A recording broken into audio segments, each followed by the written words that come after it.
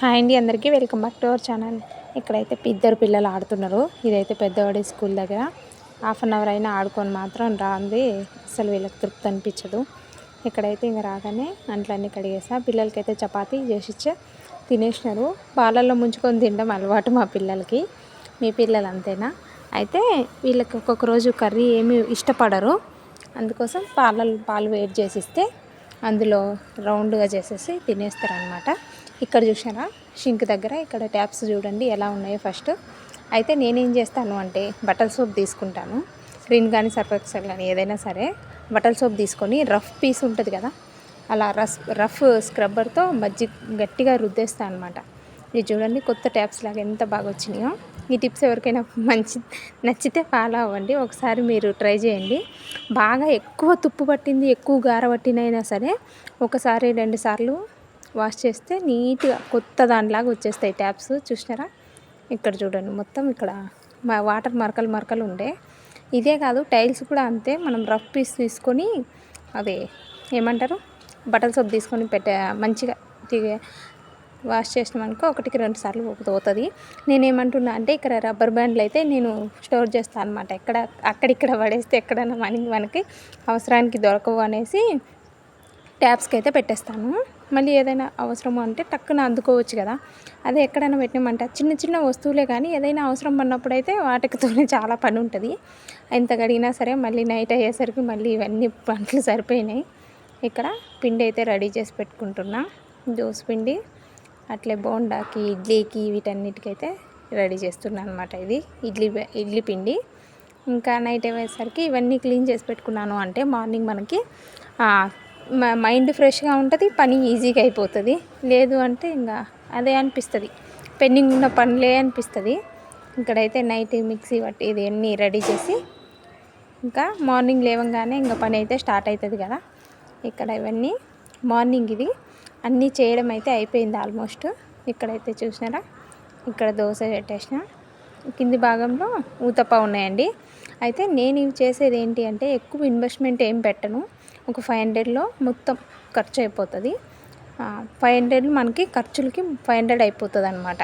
ఇలా దోశ, ఊతప్పం, ఇలా చట్నీ, మళ్ళీ రెడ్ చట్నీ ఉంటుంది. ఒకే చట్నీ కాదు, 2 చట్నీలు ఉంటాయి అన్నమాట. కాకపోతే ఈ రెడ్ చట్నీ కొంచెం స్పైసీ ఉంటుంది, వైట్ది అయితే నార్మల్ ఉంటుంది.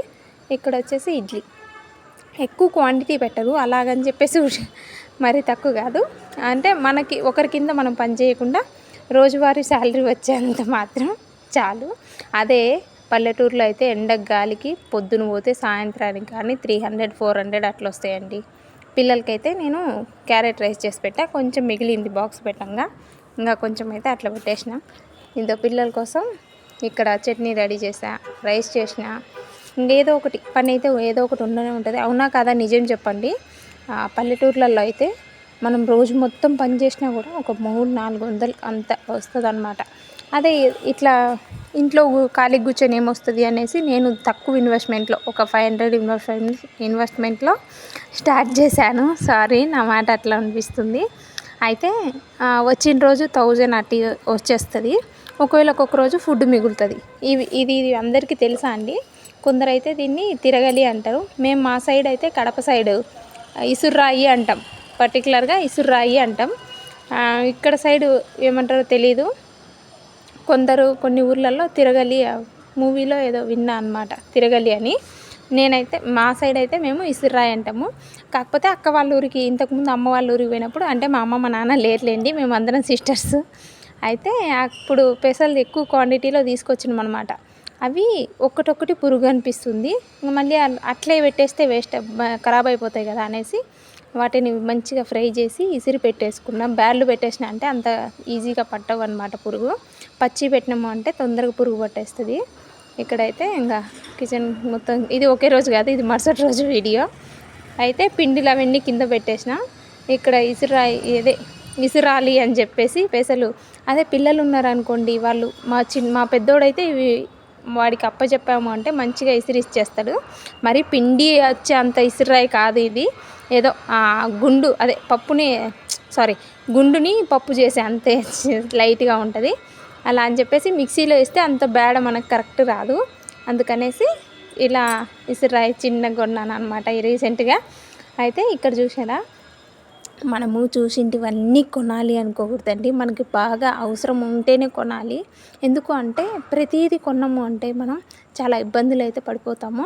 అలా కాకుండా మనకి ఒకటికి 2 సార్లు ఖచ్చితంగా అవసరం ఉంటేనే కొనుక్కోవాలి. లేదు అంటే ఇంటి నిండా స్టాక్ అయిపోతాయి. ఒకవేళ ఇల్లు షిఫ్ట్ అవ్వాలన్నా మనకే ప్రాబ్లం. అలా అని చెప్పేసి మాటి మాటికి మనీ ఖర్చు అయిపోతుంది. నేను చెప్పేది అర్థమవుతుందా? అట్లే నేను కూడా అంతే అండి. ప్రతిదానికి ఉట్టిగా కొనాలి అని అయితే మైండ్ అనుకోను. ఒకటికి 2 సార్లు అవసరం పడితే కానీ అది కొన్నాను. Thank you for watching. Bye bye.